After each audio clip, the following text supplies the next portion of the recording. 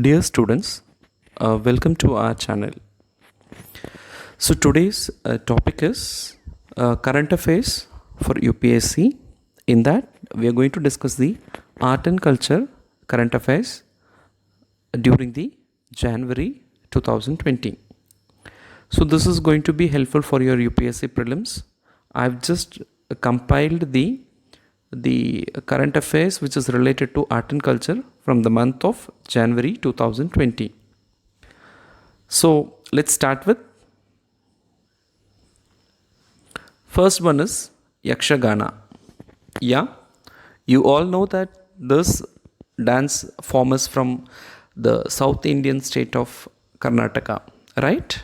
Yeah, good. Yakshagana is a rare and unique traditional theatre of Karnataka state in India and has a recorded history of more than 5 centuries. It is not a dance. You need to clearly understand that this is a theatre form, a drama form.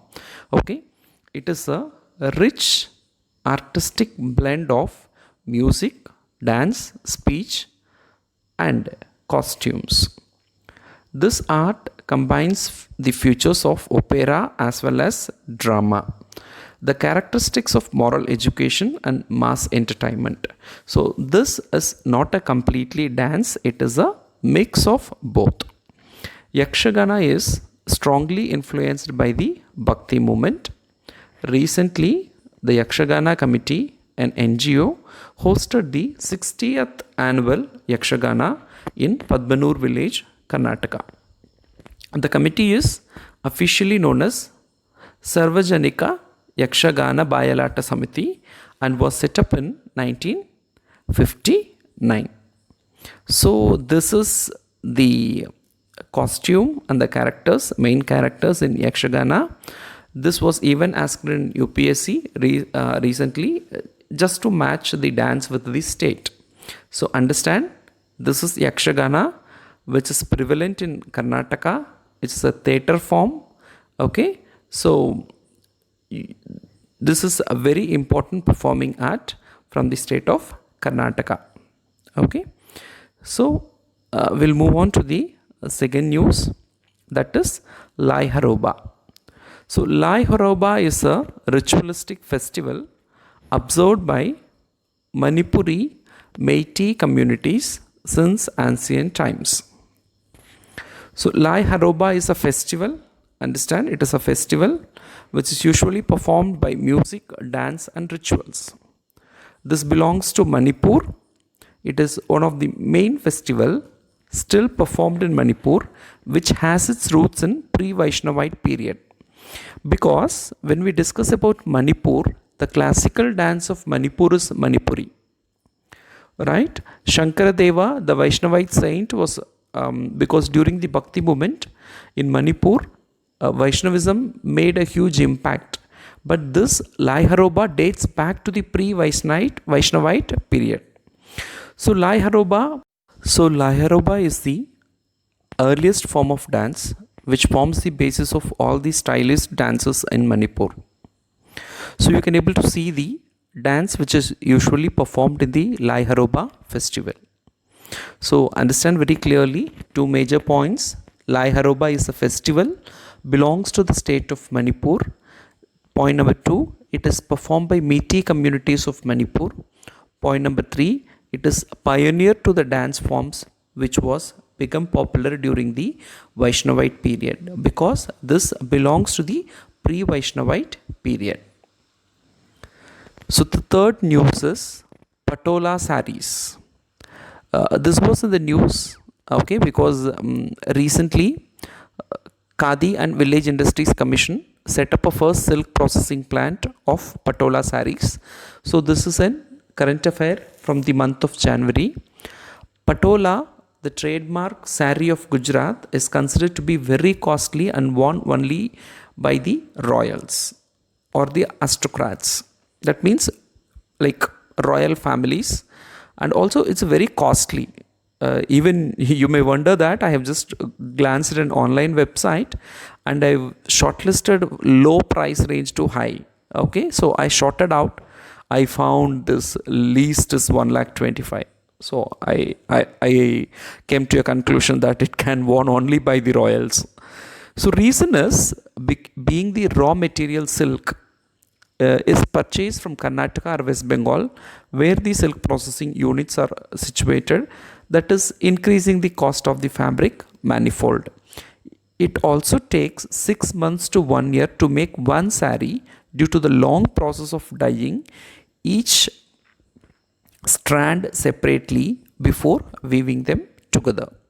Usually there will be ikat saris will be there in the patola type mostly, and patola was woven in Surat, Ahmedabad and Patan regions of Gujarat.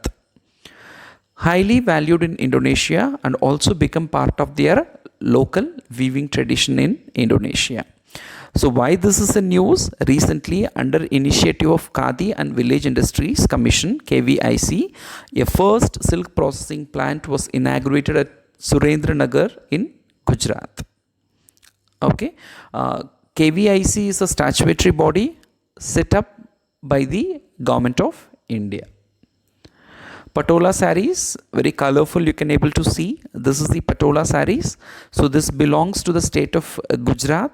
Okay, very costliest. Sometimes it takes 1 year to 6 months to 1 year to prepare this sari.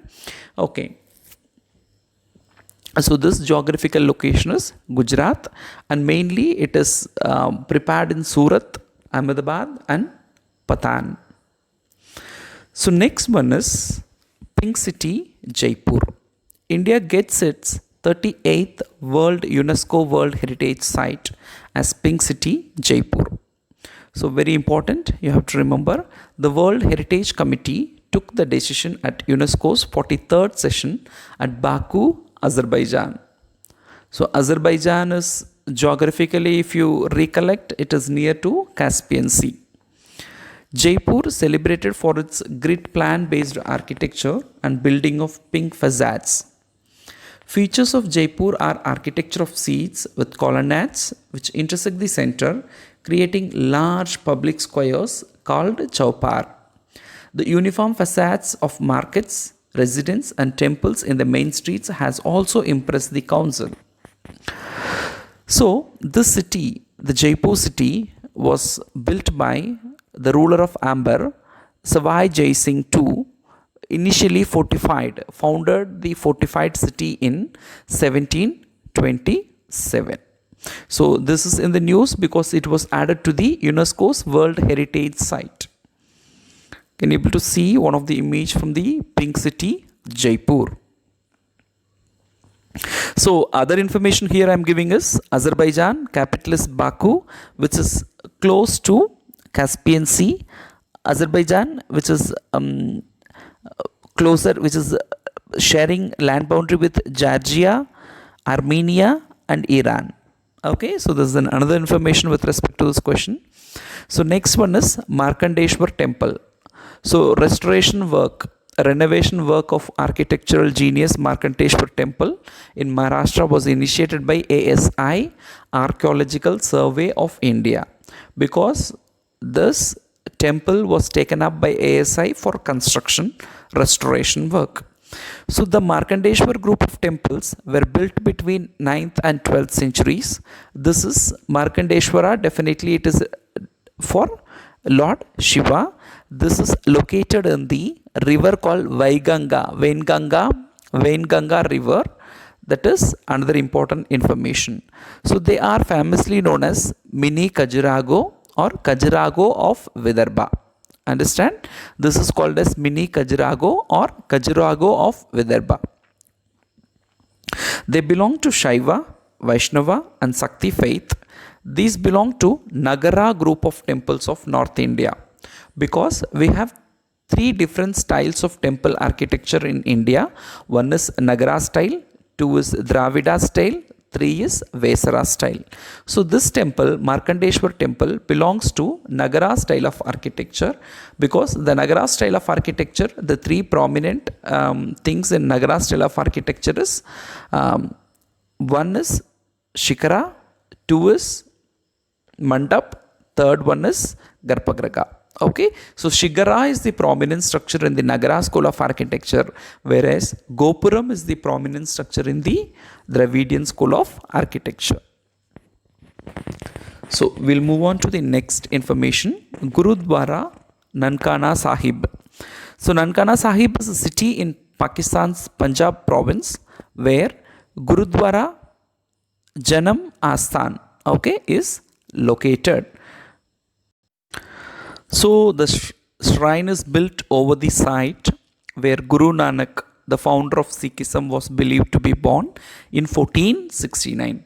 Understand very clearly, the city Nankana Sahib is in Pakistan's Punjab province where the Gurudwara Janam Asthan is located, and this Gurudwara is believed that the founder of built on the memory of the Guru Nanak, who is also the founder of the Sikhism, who born in 1469. It is 75 km to the west of Lahore and is the capital of Nankana Sahib district. So, the city was previously known as Talwandi and was founded by Rao Boy, a wealthy landlord. So, not only Janam Asthan on memory of Guru Nanak is present, but also we have temples like Guru Arjan, 5th Guru, and Guru Hargobind, 6th Guru. So we have shrines built in the memory of these Sikh Gurus.